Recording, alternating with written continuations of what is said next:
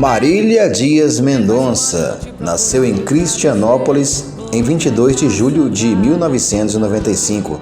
Cantora, compositora, instrumentista e um dos nomes de maior repercussão e influência na música nacional. Em 2015 lançou seu EP de estreia. Porém, Marília só ganhou destaque após lançar seu primeiro DVD, em 2016, que lhe concedeu o certificado de disco de tripla platina pelas 240 mil cópias vendidas. A canção Infiel, incluída no álbum, tornou-se uma das músicas mais tocadas no Brasil e recebeu o certificado de disco de diamante triplo, fazendo Marília ganhar visibilidade nacional. Seu segundo álbum, Realidade, foi lançado em 2017 e recebeu uma indicação ao Grammy Latino na categoria Melhor Álbum de Música Sertaneja.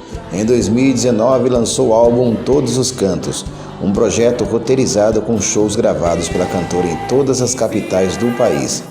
O álbum lhe rendeu a certificação de disco de tripla platina pelas 240 mil cópias vendidas e o prêmio ao Grammy Latino, na categoria Melhor Álbum de Música Sertaneja.